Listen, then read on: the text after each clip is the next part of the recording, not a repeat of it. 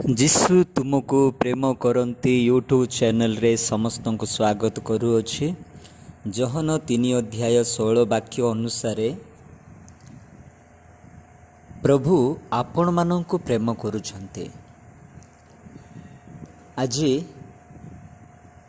ମୋ ସହିତ କେହି କଥା ହେଉନାହାନ୍ତି, ମୋର ଦୁଃଖ କେହି ବୁଝୁନାହାନ୍ତି, ମୋହର ଜୀବନ କାହିଁକି ଏମିତି ବୋଲି ଯଦି ଭାବୁଛନ୍ତି, ଦୟାକରି ଆପଣମାନେ ଧ୍ୟାନ ଦିଅନ୍ତୁ। ପ୍ରଭୁ ଆପଣମାନଙ୍କୁ ପ୍ରେମ କରୁଛନ୍ତି। କ'ଣ ଆପଣ ଦୁଃଖରେ ଅଛନ୍ତି? କ'ଣ ଆପଣ ଚିନ୍ତାରେ ଅଛନ୍ତି? କ'ଣ ଆପଣ ଭାଙ୍ଗି ପଡ଼ିଛନ୍ତି? ଘରେ କେହି ପ୍ରେମ କରୁନାହାନ୍ତି କି? ତମ ସହ କେହି ଭଲରେ କଥାବାର୍ତ୍ତା କରୁନାହାନ୍ତି କି? ସମସ୍ତେ ତୁମକୁ ଘୃଣା କରୁଛନ୍ତି କି? ମନେ ରଖ, ତୁମକୁ ପ୍ରେମ କରିବା ଜଣେ ପ୍ରଭୁ ଅଛନ୍ତି, ସେ ଯୀଶୁଖ୍ରୀଷ୍ଟ ତୁମକୁ ପ୍ରେମ କରନ୍ତି। ମୋ ନିକଟକୁ ଆସ,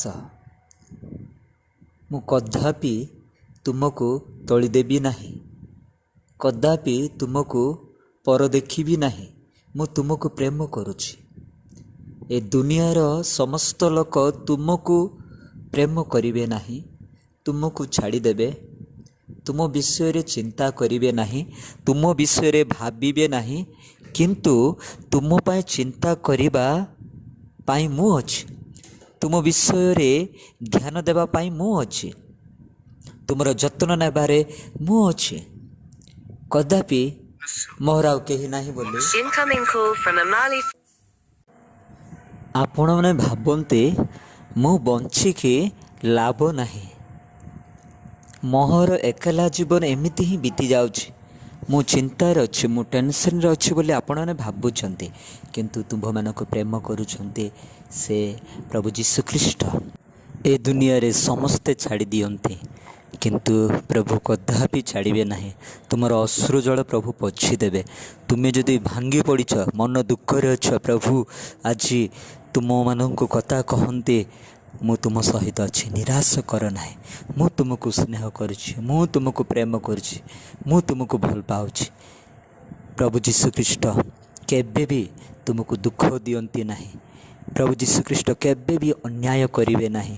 ଏହି ଧରାପୃଷ୍ଠରେ ଥିବା ସବୁ ଲୋକ ତୁମକୁ ଛାଡ଼ି ଦିଅନ୍ତି, ଅନ୍ୟାୟ କରନ୍ତି, ଆପଣମାନଙ୍କୁ ପରିହାସ କରନ୍ତି, କିନ୍ତୁ ପ୍ରଭୁ କଦାପି ପରିହାସ କରିବେ ନାହିଁ। ପ୍ରଭୁଙ୍କ ପାଖକୁ ଆସନ୍ତୁ, ପ୍ରଭୁ ତୁମମାନଙ୍କୁ ପ୍ରେମ କରୁଛନ୍ତି। God bless you all. ପ୍ରଭୁ ସମସ୍ତଙ୍କୁ ଆଶୀର୍ବାଦ କରନ୍ତୁ। ଆମେନ୍।